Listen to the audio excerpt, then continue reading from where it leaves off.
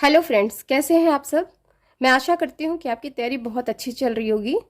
तो अभी तक हम समझे कि कहाँ आर्कियोलॉजी के सेक्शन में कि टूल्स एंड टेक्निक्स क्या होते हैं, डिफरेंट डिफरेंट फेजेस में किस तरह से टूल्स और वेपन्स इवॉल्व हुए और कैसे हम सरवाइव कर पाए बाय डिफरेंट टूल्स। ठीक है, अब हम कल्चर की बात कर लेते हैं। अलग अलग डिफरेंट स्टोन टूल्स और उसके कल्चर और उससे एसोसिएटेड ट्रेडिशंस कैसे रहे।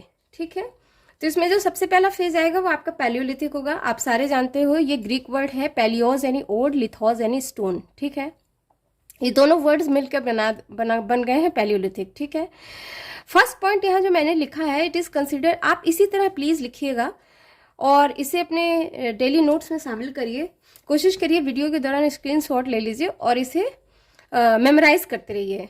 यह आपके ऑब्जेक्टिव क्वेश्चंस को भी सॉल्व करेगा और डिस्क्रिप्टिव क्वेश्चन को भी। आपका अगर क्वेश्चंस आ रहा है पैलियोलिथिक स्टेज या लोअर पैलियोलिथिक कल्चर के बारे में लिखने के लिए, तो आप ये पूरी बातें लिखेंगे, क्योंकि हम यहाँ वर्ड ओवर एक जनरल भी बता रहे हैं। तो उस समय जब एंथ्रोपोलॉजी इवॉल्व हो रहा था, या आज भी कई जगह पे ये कन्वेंशन चला रहा है कि जो भी ब्रिटिश गवर्नमेंट के टाइम में हमने कन्वेंशन बना रखा है कि भाई हम इसी इसी तरह से चीज़ें डिवाइड करेंगे, इसी इसी तरह से पढ़ेंगे, इसी इसी तरह से होना चाहिए। ठीक है, जो बात एक स्टैंडर्ड बनाया गया है वो उसी तरह से बना रखा है जैसे गवर्नमेंट ऑफ ब्रिटिशर्स ने उस समय जो डेवलप कर दिया, आज भी वही कन्वेंशन चला रहा है। तो हम भी वही फॉलो कर लेंगे यहाँ पे। बेसिकली हमें तो करना चाहिए था कि इंडियन आर्कियोलॉजी के बेस पे पढ़ना चाहिए था, लेकिन उसको हम सेपरेटली डिस्कस करेंगे। यहाँ पर हम यूरोप के कल्चर जो भी फाइंड आउट्स हुए हैं उसके बेसिस पे कर लेते हैं कि how the palaeolithic age stage develop from crude to modern. ठीक है, तो वही बात यहाँ पे मैंने लिखी है।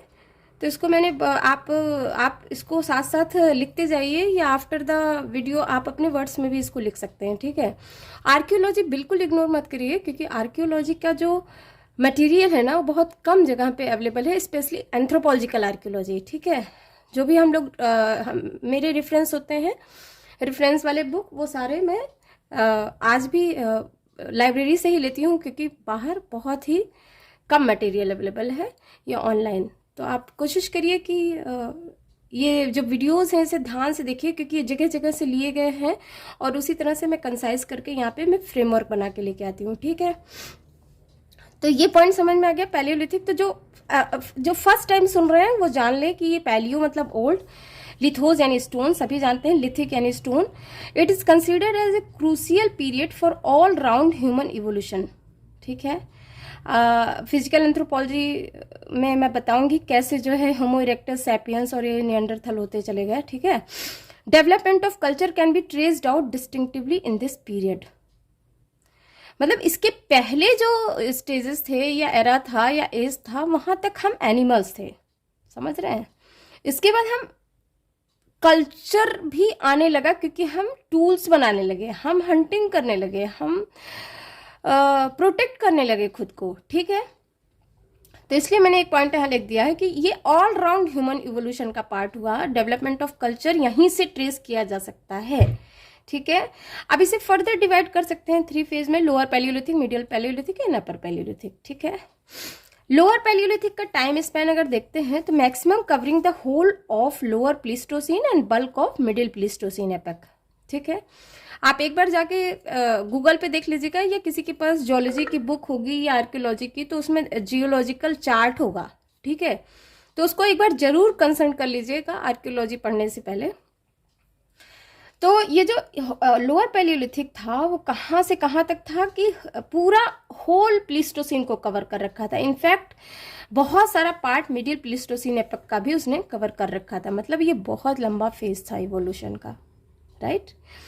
During this span many river valleys and terraces were formed. ठीक है, बहुत सारे अपहेवल हुए, जियोलॉजिकल जियोग्राफिकल चेंजेस होने लगे, बहुत सारी घटनाएं घटित, कहीं वोल्केनो, कहीं टेरेस बन रहे हैं, कहीं पेबल्स हो रहे हैं, कहीं वैलीज बन रही हैं, कहीं रिवर चेंज हो रहे हैं। ठीक है, तो नेक्स्ट पॉइंट है, early man prefer to live near the water supply as stone tools are found mainly adjacent to there. आप सभी जानते हो कि ज़्यादातर स्टोन टूल्स कहाँ मिले हैं, वाटर रिसोर्स के पास। ठीक है, तो इसलिए हमारा वैसे भी पहले भी मैं बता चुकी हूँ कि ज़्यादातर सिविलाइजेशन डेवलप हुआ है besides on the bank of river, ठीक है, किसी भी रिवर सप्लाई या वाटर सप्लाई के पास। तो पहले भी लोग इसी तरह आए, अर्ली मैन जो थे, ठीक है।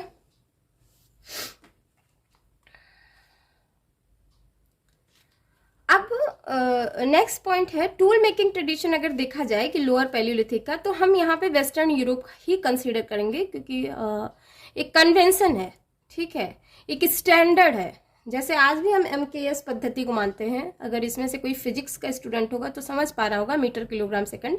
लेकिन अगर इंडिया की बात की जाए तो हम आज इंडिया में MKS पहले से नहीं था, इंडिया में दूसरी तरह की पद्धति थी मेजरमेंट करने की, ठीक है। यहाँ पे अभी पाओ, अद्धा, सवाई ये सब चलता था, लेकिन हम उसको नहीं कंसिडर करते, हम ब्रिटिश कन्वेंशन को ही ले लेते हैं।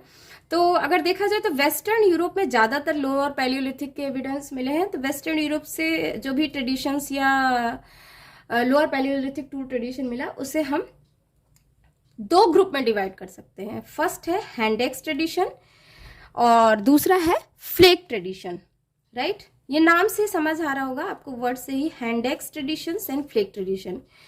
Basically hand axe traditions contain the core tool culture, while flake tradition consistent with the flake tool culture, right? hand axe tradition core tool culture का था और flake tradition कैसे related था? flake tool culture से, right? elementary feature of the hand axe tradition is the bifacial tool, ठीक है। आपको ये मैं पहले भी बताई हूँ टूल्स टेक्नोलॉजी वाले वीडियोज में, चैप्टर में मैंने बताया था कि कैसे बाइफेशियल टूल्स क्या होते हैं, कोर टूल्स क्या होते हैं, फ्लेक टूल्स क्या होते हैं। तो मैं बार बार वही बात नहीं डिस्कस करूंगी, मैं कुछ आगे बात करूंगी, क्योंकि फिर ये वीडियो बहुत लंबा हो जाएगा, ठीक है। तो अगर आप इसके बारे में डिटेल जानना चाहते हैं तो प्रीवियस वीडियोस जाके देख लीजिए। तो एलिमेंट्री फीचर क्या था हैंड एक्स ट्रेडिशन का? बाइफेशियल टूल, ठीक है। इसका मतलब क्या है? मोर और less pointed tools made on core where both the upper and lower surfaces are worked. मतलब एक स्टोन लिया, दोनों सरफेस को आगे लोअर एंड अपर दोनों, या कह लीजिए आप डॉर्सल एंड वेंट्रल दोनों तरफ के पोर्शन पे काम किया गया था। यानी फ्लेकिंग या कह लीजिए प्रेशर फ्लेकिंग या किसी भी तरह से उस पर काम किया गया था। यानी दे वेयर बाइफेशियल टूल्स, ठीक है। यहाँ देखिए, इस पिक्चर को ध्यान से देखिएगा, ये जो डॉटेड पार्ट है दैट इज पेबली कॉर्टेक्स और ऊपर जो किए गए वो फ्लेकिंग है, ठीक है। ये प्रेशर फ्लेकिंग या किसी भी तरह से उस पर काम किया गया था। यानी दे वेयर बाइफेशियल टूल्स, ठीक है। अब हैंड एक्स ट्रेडिशन को थोड़ा सा डिटेल जान लेते हैं। हैंड एक्स ट्रेडिशंस, क्योंकि ये सारा कुछ नियरली हर कॉम्पिटिटिव एग्जाम में पूछता है, इवन पोस्ट ग्रेजुएट लेवल पे भी पूछता है, ठीक है। एमफिल में तो आप कर ही सकते हैं। तो हैंड एक्स ट्रेडिशन की बात करें तो जो सबसे पहला कल्चरल स्टेज आता है वो प्री चेलियन कल्चर। सीधा सीधा नाम से समझ में आ रहा है कि ये किसी टाइप साइट से होगा जहां पे इंडस्ट्री इस तरह की पाई गई होगी, इस तरह के स्टोन टूल्स पाए गए होंगे, ठीक है। प्री चेलियन कल्चर, ठीक है। This early culture was discovered from the क्रोमर forest bed in Norfolk, England. समझ रहे? तो ये पॉइंट आप लिखते चलिएगा मेरे साथ। क्रोमर फॉरेस्ट बेड इन नॉरफोक, ये इस तरह का कल्चर डिस्कवर किया गया, ठीक है। अच्छा, एक पॉइंट लिख लीजिए प्री चेलिनियन में। In 1904 we comment called it as pre Chellean culture. कई बार पूछ लेता है हु कॉल्ड प्री चेलिनियन या who coined pre Chellean culture, तो वी कॉमॉन्ट, ठीक है। But in 1929 professor Abbé Henri Breuil has given another name after the type site Abbevillian in France. ये बहुत फेमस नेम है, इसको मत भूलिएगा, बहुत बड़े आर्कियोलॉजिस्ट भी थे ये। तो इनके जो प्रोफेसर थे, इन्होंने इसका एक और नाम दे दिया, उसको इन्होंने बोला अबिविलियन, ठीक है। He named it along with Chellean finds और एज अबिविलियन कल्चर, ठीक है।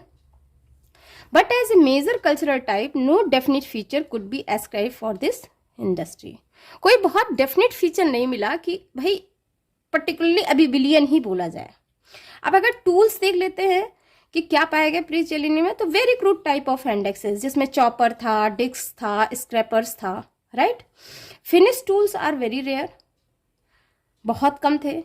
But the pebbly cortex is significantly present in all pre Chellean tool. ये इंपॉर्टेंट है, आप ये पॉइंट जरूर लिखिएगा। पेबली कॉर्टेक्स मतलब जैसे एक हैंडेक्स है तो उसको ऊपर से चॉप करें नीचे, लेकिन पेबली एक कॉर्टेक्स वाला जगह जरूर रहेगा, ठीक है।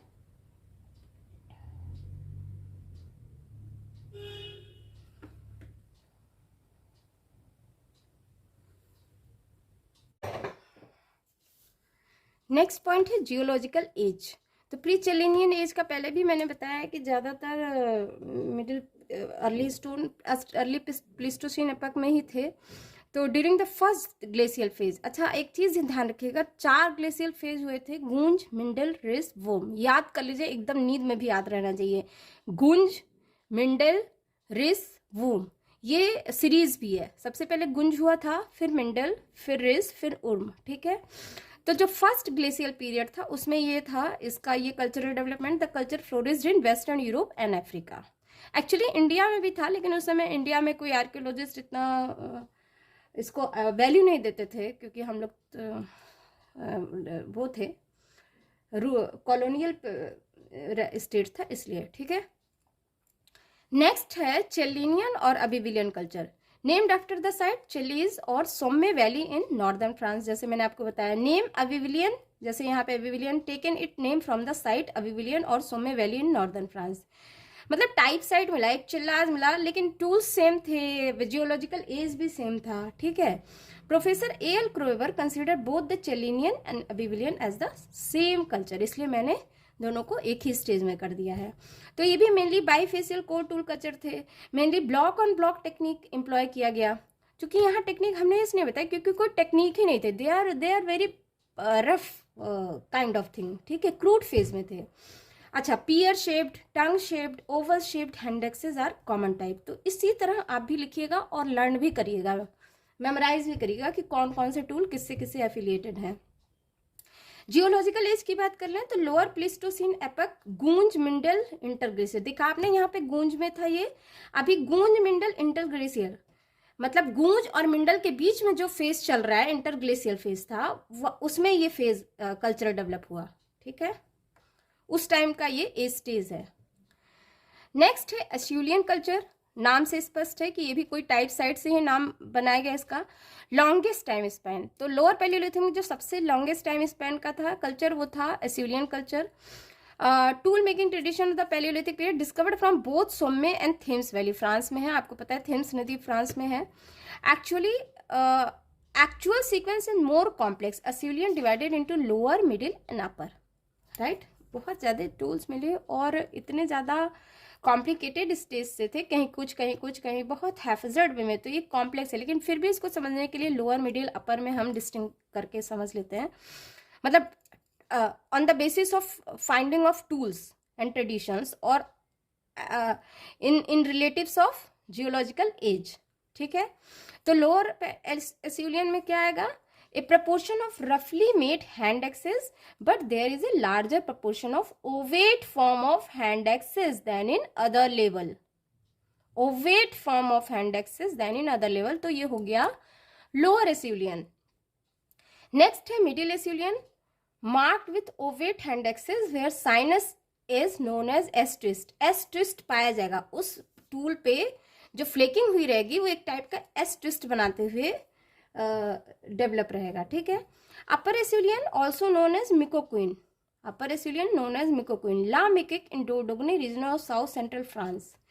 Here hand axes is developed from the bifacial core tool and characterised by very straight and finely chipped edges, right.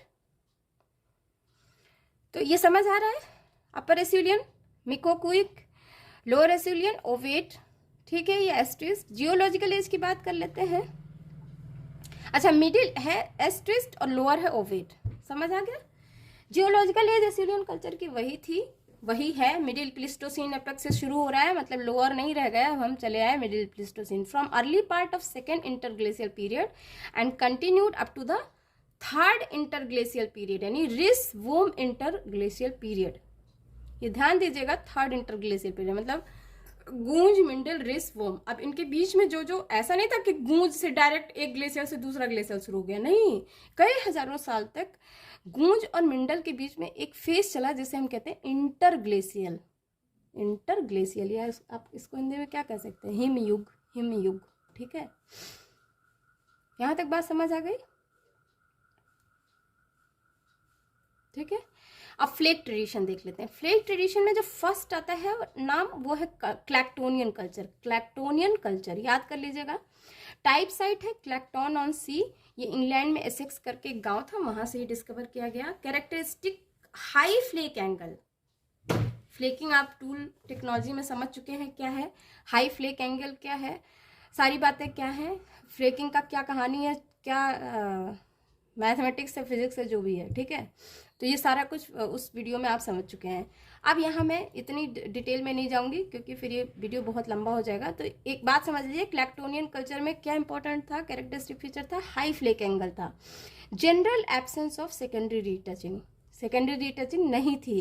Critical angle of percussion बहुत इंपॉर्टेंट है, इससे हम टूल्स का डेवलपमेंट समझते हैं कि किस स्टेज का होगा। तो critical angle of percussion less than 90 degree था। ठीक है, geological age lower Pleistocene period, early part of Mindel glacial phase to Mindel Riss interglacial. समझ आ गया? अब फ्लेक टूल ट्रेडिशन में नेक्स्ट जो कल्चर आता है लिवेलोइसियन कल्चर। इसमें टाइप सेट है लिवेलोइस पैरेट, एक जगह थी मतलब पेरिस में, जो फ्लेक टूल कल्चर बहुत ज़्यादा, बहुत इंडस्ट्री डेवलप हुई फ्लेक टूल की। तो Levalloisian flake is meant for tool which is knocked off from already prepared tortoise core from the direct blow striking platform makes an angle of 90 degree. आपने देखा वहां पे लेस देन 90 डिग्री था, यहाँ पे कितना था, 90 डिग्री। ठीक है, लिवेलॉइस कोर एक्चुअली क्या था, पत्थर ऐसे लेते थे, एक बड़ा सा पेबल लिया, उसको ऐसे चिपिंग करते गए, फ्लेकिंग करते गए, उसको एक टॉर्टॉइस कोर बना दिया और उसको फिर एक बहुत तेजी से ब्लो किया एट द 90 डिग्री एंगल पे। ठीक है, और वो एकदम से निकल गया और वो एक काइंड ऑफ क्या बनाया, लिवेलोइसियन फ्लेक।